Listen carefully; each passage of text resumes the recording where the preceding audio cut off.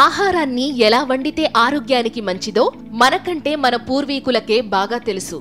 మనం తినే ఆహారం చేలో ఎంత గొప్పగా పండినా మన ఇంట్లో కూడా అంతే గొప్పగా వండాలి. నీ ఇంటి దాకా వచ్చిన ధాన్యం వెనుక చేసిన వ్యవసాయం ఎంత ముఖ్యమో నీ నోటి దాకా వచ్చిన అన్నం ముద్ద వెనక వంట కూడా అంతే ముఖ్యం.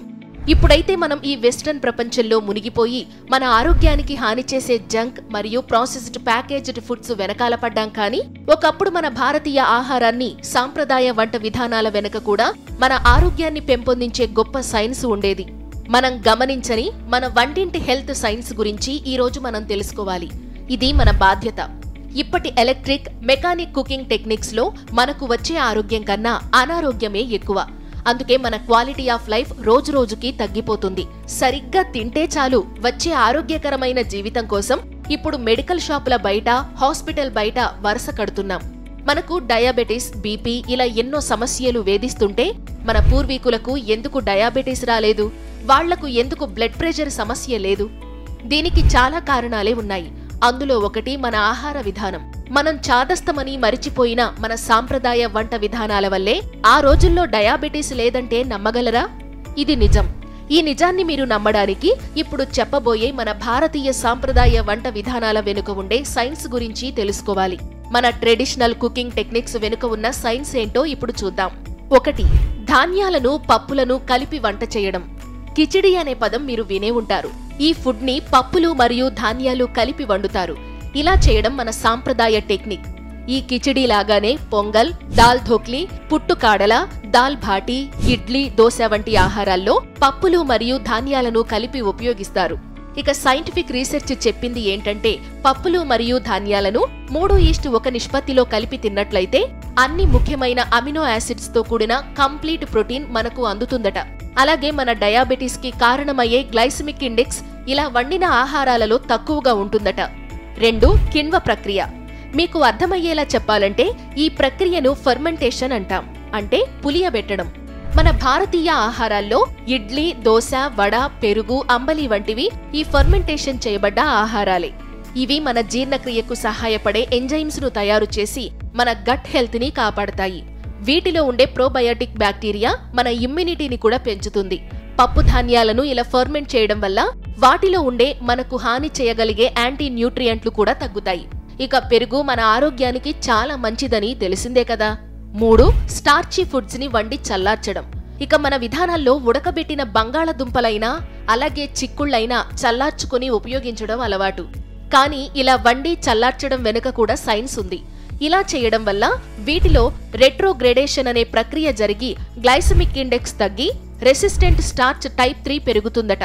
తద్వారా డయాబెటిస్ రిస్క్ తగ్గుతుంది. అందుకని అన్నమైనా, ఉడకబెట్టిన బంగాళదుంపలైనా, వేరుశెనగలైనా చల్లారాక తినడం ఆరోగ్యానికి అంతగా చెడు చేయదు. 4. నానబెట్టడం. మనం మొక్కల ఆధారిత ఆహారాన్ని తింటున్నప్పుడు వాటిలో ఉండే యాంటీ న్యూట్రియంట్ల గురించి కూడా తెలుసుకోవాలి. మొక్కలు తమను కాపాడుకోవడానికి లేక్టిన్స్ వంటి టాక్సిన్స్ ను తయారు చేసుకుంటాయి. అలాంటి మొక్కలలో ఉండే హానికరమైన టాక్సిన్స్ ని తగ్గించడానికి మన పూర్వీకులు వాటిని నానబెట్టేవారు. కొన్ని గంటల నుండి కొన్ని రోజుల వరకు నానబెట్టడం వల్ల వాటిలో ఆ టాక్సిన్స్ తగ్గిపోయేవి. 5. ఆవిరికి ఉడికించడం. మన సాంప్రదాయ భారతీయ విధానంలో కొన్ని కూరగాయలను ఆవిరికి ఉడికించేవారు. ఇలా చేయడం ఆ కూరగాయలలో పోషకాలు బయటకు వెళ్లకుండా కాపాడుతుందట. ఈ కూరగాయలలో ఉండే vitamin C, vitamin B complex మరియు ఫైటోకెమికల్స్ ఆవిరికి ఉడికించడం వల్ల కోల్పోవు. అందువల్ల ఆహారం మరింత పౌష్టికంగా ఉంటుంది. 6. ఇసుకలో కలిపి వేయించడం. ఇప్పుడైతే మనకు చాలా రకాల ప్రాసెస్డ్ స్నాక్స్ దర్శనమిస్తున్నాయి. కానీ మీకు మీ చిన్నతనంలో ఇంట్లో బొరుగులను స్నాక్స్ గా తిన్న రోజులు గుర్తున్నాయా? ఈ బొరుగులని పఫ్డ్ రైస్ అంటారు. వీటిని అధిక వేడిలో ఇసుకలో కలిపి రోస్ట్ చేస్తారు. ఇది కూడా మన పూర్వీకుల నుండి వచ్చిన అలవాటే.